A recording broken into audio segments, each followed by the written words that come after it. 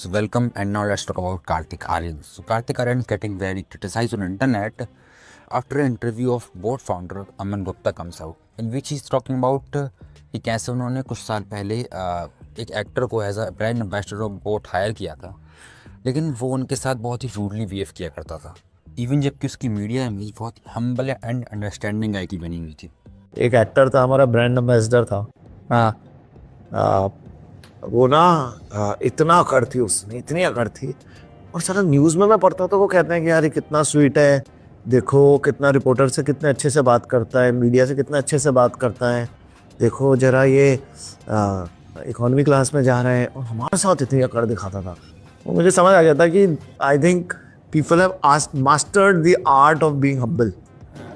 I think दुनिया में धीरे धीरे लोगों को पता लग जाता है। आई थिंक इंडियन जनता बहुत स्मार्ट है, उन्हें समझ आ जाता है कि कौन जैसे कौन रियल है, कौन असली में अम्बल है, कौन असली में अकड़ू है, और किस में ईगो है, किस में घमंड है, किस में स्टाइल है, किस में रिज है, किस में एटीट्यूड है, और किस में एरोगेंस है। बहुत स्मार्ट जनता है हमारी, समझ लेती है। अब इस इंटरव्यू के बाहर आने के बाद लोगों के दिमाग में बस दो ही नाम आ रहे थे, first Kartik Aaryan and second Diljit Dosanjh, क्योंकि दोनों ने ही बोट के साथ एज अ ब्रांड एम्बेसडर काम किया हुआ था पास्ट कुछ सालों में। से पूसे बारे दिलों सोचे दुनिया जट पैदा होया बस छाउण वास्ते। लेकिन जो बातें अमन गुप्ता ने अपने इंटरव्यू में बोली थी, like economy class and media coverage वाला टॉपिक, वो लोगों के हिसाब से कार्तिक आर्यन से ज़्यादा मैच हो रहा था।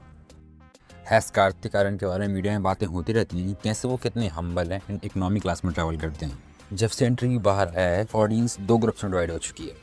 फर्स्ट ग्रुप जो कार्तिक आर्यन क्रिटिसाइज कर रहा है for their excessive PR and movies like Shahzada.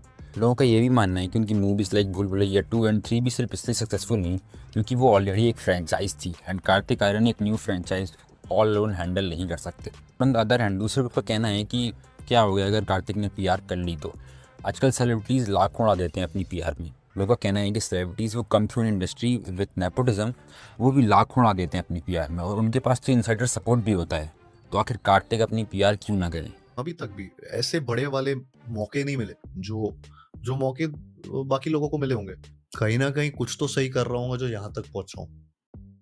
And talking about Aman Gupta, तो लोग एक वैलिड आर्गूमेंट ये भी देते हैं कि कार्तिक आर्यन स्टार्टिंग से ही बोट के साथ एज अ ब्रांड एम्बेसडर काम कर रहे थे, and due to his recent movie success उन्होंने अपनी प्राइसिंग इंक्रीज़ कर ली है। इसके बाद अमन गुप्ता ने अपनी recent interview with the Indian Express के साथ कहा था कि it's getting very expensive for boAt to carry Kartik Aaryan, and वो मे बी रणवीर सिंह को अप्रोच कर सकते हैं। वाइल अभी कुछ ऐसे भी लोग हैं जिनको लगता है कि अमन कार्तिक की बात नहीं बल्कि दिलजीत की बात कर रहे हैं, क्योंकि वो दिलजीत के बारे में भी पास्ट में मीडिया कवरेज ऐसी हैं कि he is humble and all that. तो अब इंटरनेट पे तो लोगों को बहुत कुछ लग रहा है, लेकिन आप कमेंट सेक्शन में बताओ कि आपको क्या लगता है कि अमन किस एक्टर के बारे में बात कर रहे थे, क्या वो कार्तिक आर्यन ही थे या फिर Diljit Dosanjh. And keep subscribe and press the bell icon for more videos please, and like please.